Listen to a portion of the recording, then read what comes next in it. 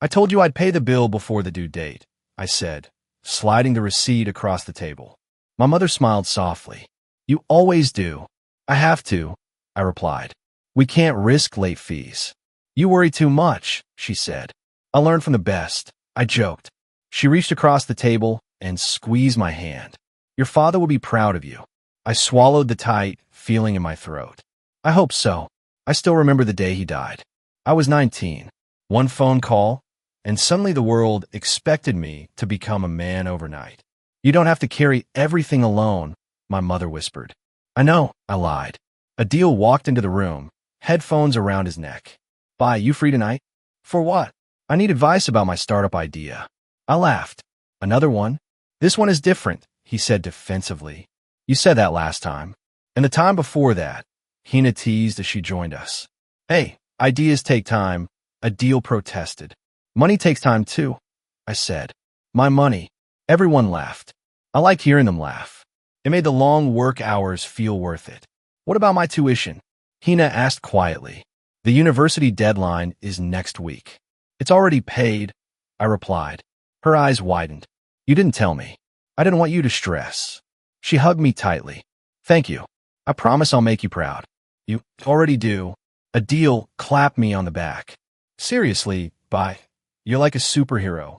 I don't wear a cape, I said. You don't need one, my mother said. You're the pillar of this family. That word always hit me the same way. Pillar. Strong. Reliable. Unbreakable. I like believing it. Later that evening, Sarah called me. Are you still at work? She asked. Yeah.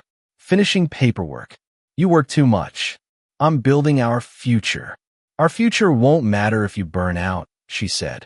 I'm fine, I insisted. You always say that. Because it's true. She paused. Come home early tonight. What? I miss you. My chest warmed. I'll be there soon. When I reached home, Sarah greeted me at the door. You look exhausted, she said. I'm always exhausted. That's not funny. It is a little funny. She shook her head and handed me tea.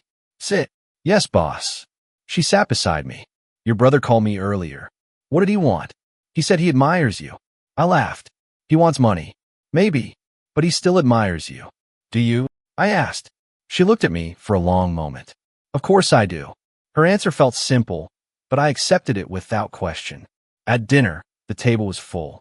Plates clinked, laughter echoed, and the room felt alive. This biryani is amazing, Adil said. I helped cook it, Sarah added. You supervised, Hina corrected. Rude, Sarah said. I watched them argue and smiled. My mother raised her glass of juice. I want to say something. Oh no, Adil groaned. Speech incoming. She ignored him. This family survived because of one person. Amy, I began. Let me finish, she said firmly. You gave up your youth for us. You worked day and night. You never complained. I looked down, embarrassed. You are the reason we stand today, she continued. You are our pillar. Everyone nodded. Sarah squeezed my hand under the table. We're lucky to have you. Adil raised his glass. To my big brother, the legend. Hina raised hers too. To the best brother in the world. I laughed nervously. Okay, that's enough. No, my mother said. It will never be enough. My throat tightened. I just did what anyone would do. No, Sarah said softly. Not anyone. Silence filled the table for a moment, but it felt warm, not awkward. This is all I ever wanted, I admitted. Family. Stability. Peace. You deserve it, my mother said. You deserve more, Sarah added. I leaned back in my chair and looked around the room. My family. My home. My life. Everything I had built from nothing sat right in front of me. Adil nudged me. Hey, when your company becomes huge, don't forget us. Impossible, I said. You're the reason I started it. Hina smiled. We'll always stay together, right? Always, I said without hesitation. Sarah leaned her head on my shoulder. Forever. Forever, my mother echoed. I believed them. I believed every word. I felt proud. Safe. Complete. That night, as the laughter faded and the dishes were cleared, I sat quietly in the living room. Sarah placed her hand on my shoulder. What are you thinking? I'm thinking I'm the luckiest man alive. She smiled. You are. I closed my eyes and let the peace settle inside me. I had no idea how fragile that peace really was. My phone rang while I was checking site plans. "Hello, this is the bank calling," the woman said. "We need to discuss unusual activity on your accounts." "What kind of activity?" "There have been multiple transfers. Large ones." My chest tightened. "That's impossible." "Sir, your business account balance is nearly zero." I laughed nervously. "You must be mistaken." "I'm afraid not." "How much is left?" "Very little." The room spun. "Who authorized the transfers?" "They were signed and approved legally." "By who?" "By the account holders listed on the documents." "I'm the account holder." There was a pause. "There are additional authorized signatories." "What?" "You may want to review the paperwork." I ended the call with shaking hands. "This has to be a mistake," I whispered. I grabbed my keys and rushed home. The moment I opened the door, I felt it. Silence. Thick and heavy. Everyone was in the living room. No one spoke. "What's going on?" I asked. Adil avoided my eyes. Sarah sat stiffly on the couch. My mother clutched her scarf. "Why does it feel like a funeral in here?" I asked. Adil cleared his throat. "We need to talk." "I just had a call from the bank," I said. "Someone drained my accounts." Silence. "Say something," I shouted. Adil finally looked at me. "It wasn't stolen." "What?" "It was transferred." My heart pounded. "Transferred where?" "To the family accounts." I laughed in disbelief. "That's not funny." "I'm not joking." I looked at my mother. Emmy, her eyes filled with tears, but she said nothing. I turned to Sarah. "Tell them this is insane." She spoke quietly. "You should sit down." "I don't want to sit down." A man stood up from the corner. I hadn't noticed him before. "Who is this?" I demanded. "I'm Mr. Qureshi," he said calmly. "The family lawyer." "Family lawyer?" I repeated. "Since when do we have a family lawyer?" "Since last month," Adil replied. My stomach dropped. "What did you do?" Mr. Qureshi handed me a folder. "These documents transfer ownership of your company and house." "My company?" I whispered. "They were signed legally." "Signed by who?" My mother began to cry. "No," I said softly. "No." Adil spoke firmly. "Emmy signed them." I stepped back. "You tricked her." "We didn't trick her," he snapped. "We convinced her." "For what?" "For the family's future." My company was the family's future. "You controlled everything," Adil said. "Every decision. Every rupee. Because I built it. And we lived under your rules," he replied coldly. I turned to Sarah. "You knew about this?" She nodded slowly. "Yes." My voice cracked. "What?" "I was tired," she said. "Tired of living in your shadow." "My shadow." "You made every decision. You carried everything like we were helpless." "I was helping you." "You were controlling us," Adil said. "I gave you everything." "You never gave us control." I stared at him. "So you stole it?" "We took what belongs to the family." "It belongs to me," I shouted. Mr. Qureshi spoke calmly. "Legally, the assets now belong to your mother and brother." My legs felt weak. "This is a nightmare." "It's reality," Adil said. I looked at my mother. "Emmy, please say something." She sobbed quietly. "They said it was best." "You believe them?" I trusted them. I felt my heart shatter. Sarah stood up. "You'll be okay." "Okay." I repeated. "You destroyed me." "We're protecting the family." "I am the family." "No," Adil said. "You were the boss." Silence filled the room. I whispered, "What happens now?" Adil inhaled deeply. "You should move out." I laughed weakly. "Stop joking. The house is no longer in your name." My chest felt hollow. "You're serious." "It's better this way," Sarah said softly. "For who?" "For everyone." "Not for me." "You'll figure out," Adil said. "You're throwing me out?" "You need independence too." "This is my home." "Not anymore." I felt tears burning my eyes. "You're my family." "We still are," my mother whispered. "Families don't do this." No one answered. Sarah walked to the bedroom and returned with a suitcase. "My suitcase." "I packed your essentials," she said quietly.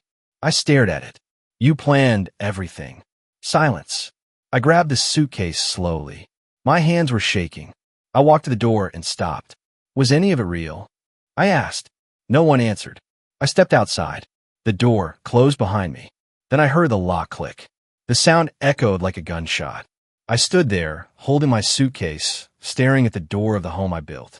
And for the first time in my life, I realized I had nowhere to go. Room for one.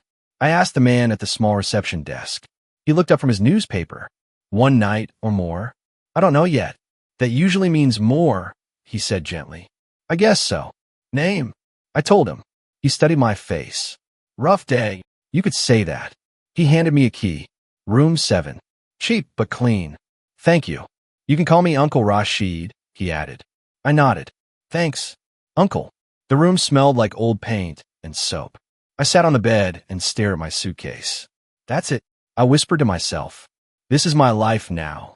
My phone buzzed. A deal calling. I stared at the screen until it stopped ringing. Not today, I muttered.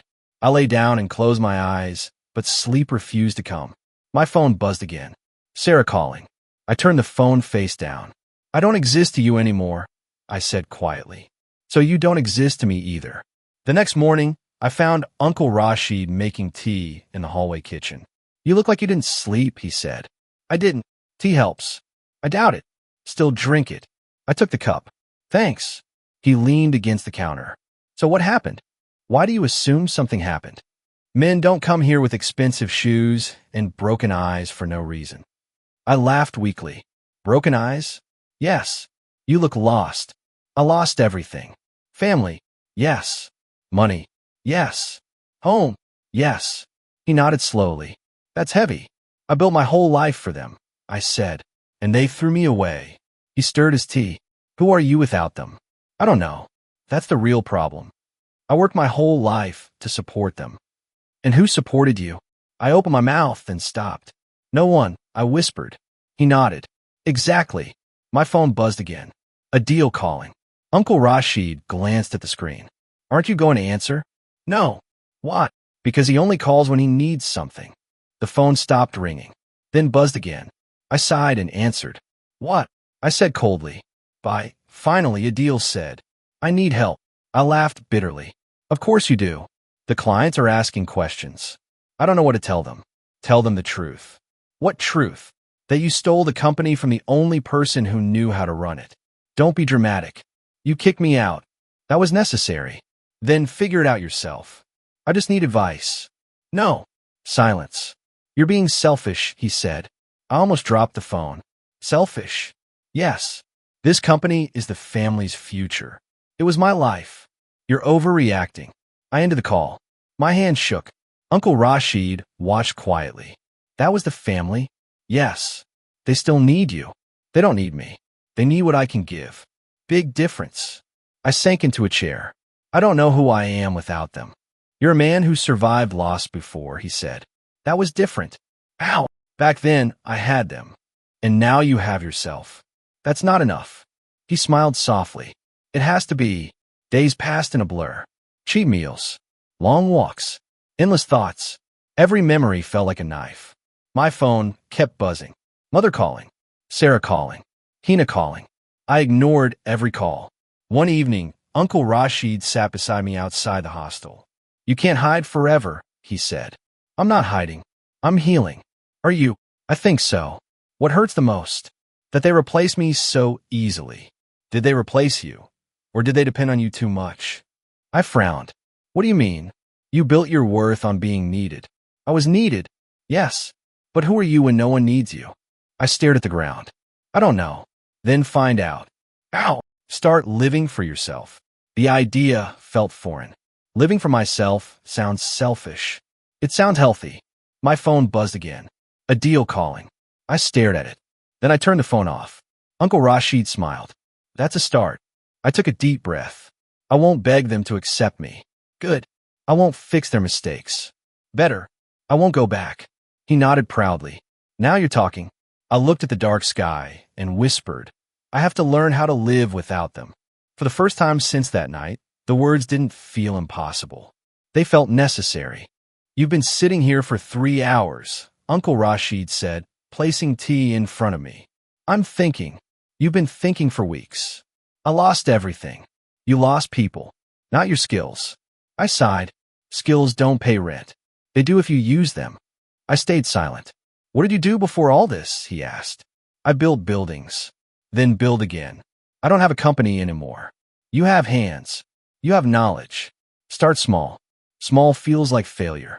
Small is how you started last time. His words hit harder than I expected. What if I fail? I asked. What if you don't? I stared at the tea. I don't even know where to begin. Say yes to the first opportunity, he said. Any opportunity? Any honest one. The next morning, the hostel owner knocked on my door. There's a man downstairs asking about repairs, he said. Repairs. Water damage in a shop. I hesitated. I don't have tools. You have experience. I walked downstairs slowly. A nervous shopkeeper stood near the entrance. You fix walls. I used to run a construction company, I said. Used to? Long story. My ceiling is collapsing, he said. I can't afford big contractors. I took a deep breath. I'll do it. How much? The question froze me. I almost said my old company's rates. Instead, I said, whatever you can afford. His face brightened. Really? Yes. We shook hands. That night, Uncle Rashid grinned. Your first job? It feels strange. Does it feel good? Yes. Then keep going. The work was messy and exhausting. My hands ached. My back burned. But my heart felt alive. The shopkeeper handed me cash when I finished. You saved my business. I stared at the money. Thank you. No, he said. Thank you. I walked back to the hostel, smiling for the first time in months. You look different, Uncle Rashid said. I earned money today. He laughed. Congratulations. It felt honest. It felt like you. Days turned into weeks. Small repair jobs became regular work. One afternoon, a man watched me fix a cracked wall. You work alone? He asked. For now. I'm Farhan, he said, offering his hand. I'm an architect. I shook it. Nice to meet you. I've been watching you, he said. That sounds creepy. He laughed. I mean professionally. That's better. You're good at this. Thank you. Why are you doing small jobs? Life happened. I need a contractor for renovation projects, he said. Reliable and honest. I hesitated. I used to run a company. Used to? Yes. Want to run one again? The question stunned me. I don't know, I admitted. I believe in talent, Farhan said. And I see talent. Why trust me? Because you're fixing walls like they matter. They do matter. Exactly. We sat on the sidewalk and talked for hours. You don't talk like a businessman, he said. What do I talk like? Like someone who builds homes, not profits. That used to be my strength. It still is. My phone buzzed. Unknown number. I answered. Hello. A familiar voice spoke. Bye, it's me. A deal. My stomach tightened. What do you want? We're having some problems. I'm not surprised. Clients are leaving. That's unfortunate. Investments failed. I warned you about those. Silence. I need advice, he said quietly. I looked at Farhan. He watched silently. I can't help you, I said. You built this company, and you took it. You're being stubborn. I'm being free. I ended the call. Farhan raised an eyebrow. Ex-business partner? Ex-family. That sounds painful. It was. I'm done living in the past. He smiled. Good. Let's build your future. The word future felt powerful. Weeks passed quickly. Farhan brought me projects. Bigger ones. Better ones. Clients shook my hand and thanked me. I started saving money again. One evening, Farhan handed me papers. What's this? I asked. Company registration forms. My heart raced. You're serious? Very. You believe in me that much? I believe in what you can build. I held the papers with shaking hands. What should we call it? He asked. I smiled slowly. A new beginning. I like that. I signed the documents. For the first time since losing everything, I felt something return. Control. Power. Hope. I wasn't rebuilding my old life. I was building a new one. Client loved the design, Farhan said, dropping a folder on my desk. That's the third approval this week, I replied. We're growing fast. We earned it. He smiled. You built this. We built this. My phone buzzed on the table. Unknown number. I ignored it. Farhan leaned back. You still don't answer unknown calls? Not unless they leave a message. Running from the past? Protecting my peace. The phone buzzed again. Then again. I sighed and picked it up. Hello. A soft voice answered. Bye, it's me. Hina. She began crying immediately. I didn't know who else to call. My chest tightened. What happened? We're in trouble. Silence filled my office. What kind of trouble? I asked carefully. There are loans, so many loans. I closed my eyes. I warned him about debt. The company expansion failed, she whispered. I warned him about expansion too. Suppliers are demanding payments. I warned him about cash flow. Please don't say that, she cried. I'm scared. I softened. Are you okay? I might have to leave university. The words hit me hard.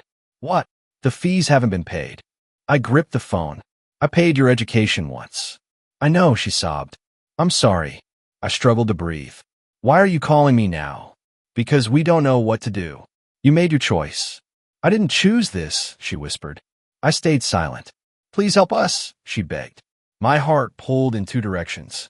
I can't, I said quietly. She cried harder. You're the only one who can fix this. I'm not part of that life anymore. You're still my brother. The words cut deep. I need time, I said and ended the call. Farhan watched quietly. Family, yes. Trouble, big trouble. Do you want to help? I don't know. He nodded. Take your time. That night, my phone buzzed nonstop. Message from mother. Please talk to us. Another message. We miss you. Another. We made mistakes. I stared at the screen. Why now? I whispered. The phone rang again. A deal. I stared at the name for a long time before answering. What do you want? I asked calmly. I need to see you. Why? Because everything is falling apart. That sounds familiar. Please, he said quietly. Just meet me once. I hesitated. Tomorrow. 1 hour. Thank you. We met at a small cafe. He looked older. Tired. Broken. You look well, he said. I am. He forced a smile. That's good. What do you want? He rubbed his face. We're drowning. I know. You always knew. I warned you. I thought I could handle it. You thought you didn't need me.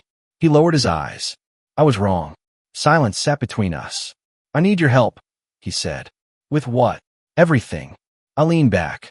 You took everything. I know. You kicked me out. I know. You call me controlling. I know. Why would I come back? Because you built it. You destroyed it. His voice cracked. Please. I studied his face. The arrogance was gone. Clients don't trust me, he admitted. Banks are calling daily. You wanted control. I was jealous, he whispered. The confession stunned me. Jealous of what? You were the hero, the provider, the perfect son. I never asked for that. I hated living in your shadow. And now, I'd give anything to have you back. My heart felt heavy. I can't fix this. You can, he insisted. You always fix everything. I don't want it anymore. Please, he begged. I built a new life. You can have both. No. He stared at me. You're abandoning us. You abandoned me first. We made a mistake. You made a choice. He grabbed my hand. We're family. I gently pulled away. Family doesn't erase consequences. Tears filled his eyes. We're losing the house. I froze. The bank is taking it, he whispered. The words echoed in my mind. I'm sorry, he said. I stood up slowly. You're leaving, he asked. Yes.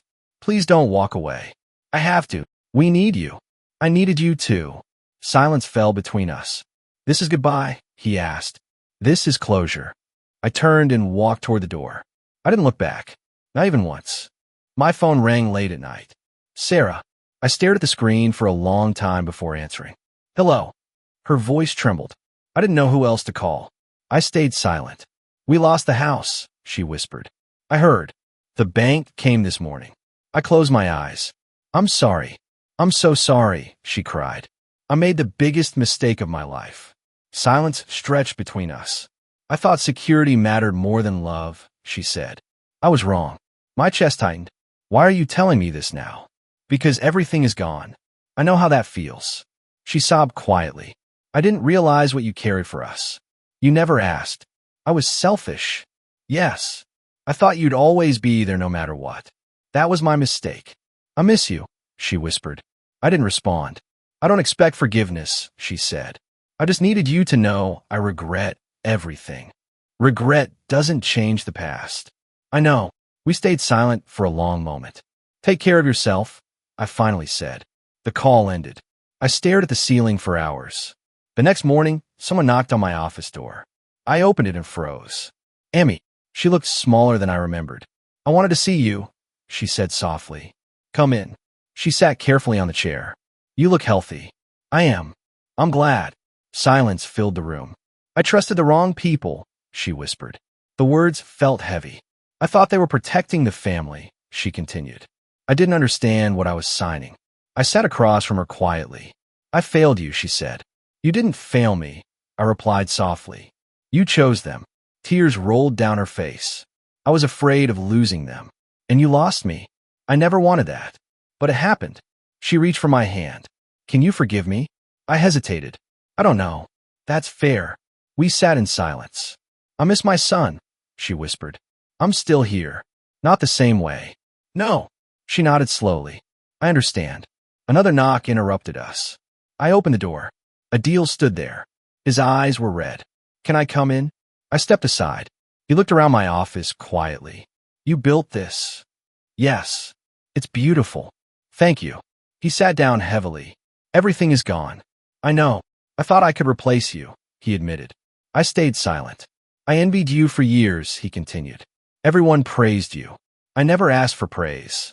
I wanted to be the hero, too. You could have been. I chose shortcuts. Yes. I ruined everything. Silence filled the room. I'm sorry, he whispered. I believe you. I don't expect help, he said quickly. I just needed to say it. I nodded slowly. Thank you for saying it. Tears slipped down his face. I miss my brother. The words hit harder than anger ever could. I miss him too, I said quietly. We sat together without speaking. For the first time, the silence felt honest. Not heavy, not hostile, just real. After they left, I leaned back in my chair. Farhan knocked lightly. Rough day? Yes. Family? Yes. Do you feel better or worse? I thought for a long time. Lighter. He smiled. That's good. I thought revenge would feel satisfying. And it doesn't. What does it feel like? Sad. That's normal. I don't hate them anymore. That's growth. I just feel tired. That's healing. I looked out the window and whispered, I don't want revenge. What do you want? Peace. He nodded. Then you're close. I took a deep breath and felt something shift inside me. For the first time, the anger was gone. All that remained was the quiet need for closure.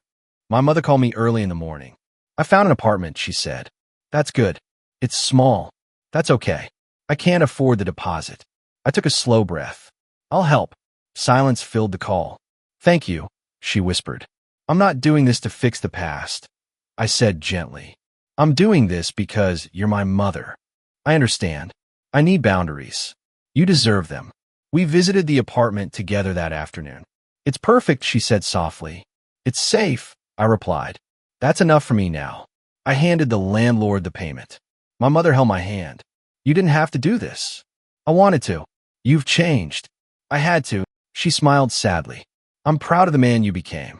The words warmed something inside me. Take care of yourself, I said. I will. We hugged for the first time in months. It felt different. Gentle. Careful. Real. That evening, Hina called me. I got a part-time job, she said excitedly. That's amazing. I'm going back to university next semester. I knew you would. I'm sorry for everything. You don't need to apologize. Yes, I do. We're moving forward now. I miss you. I miss you too. Can we have dinner sometime? Yes, I said with a small smile. Soon. Later that week, Adil visited my office again. I got a job, he said nervously. That's good. I start Monday. I'm proud of you. He laughed awkwardly. I never thought I'd start from the bottom. Starting from the bottom teaches humility. I understand that now. He looked around my office. You really did it. I did. You don't need me. I never needed you to succeed. I needed you to stay. He nodded slowly. I wish I understood that earlier. Me too. We shook hands before he left. The gesture felt simple, but meaningful. A few days later, Sarah came to see me. I won't take much of your time, she said quietly. That's okay. She looked around the office. You look happy. I am. I'm moving to another city, she said. I nodded. I hope you find what you're looking for. I hope you keep what you found. We stood in silence. I'm sorry, she whispered. I know. Goodbye. Goodbye, Sarah. She walked out without looking back. And for the first time, it didn't hurt. Months passed. Work grew faster than I expected. Farhan walked in my office one morning with a huge grin. Come outside, he said. Why? Just trust me. We stepped outside the building. I froze. A large sign stood in front of a new office building. Our company name shined in bold letters. You bought the building? I asked. We bought the building, he corrected. My chest tightened. This is ours. Yes. I stared at it in disbelief. I remember sleeping in a hostel. I whispered. And now you own this, he said proudly. I built this from nothing. No, he said. You built this from pain. I laughed softly. That sounds dramatic. It's true. I walked toward the entrance slowly. Every step felt heavier than the last. Are you okay? Farhan asked. Yes, I said quietly. I just never imagined this moment. You earned it. I stopped in front of the glass doors. My reflection stared back at me. Stronger, calmer, whole. I used to think my worth came from being needed, I said. And now I know my worth comes from who I am. Farhan smiled. That's the best foundation. I took a deep breath and stepped inside. For the first time in my life, I wasn't building for survival. I was building for myself. And this life finally belonged to me.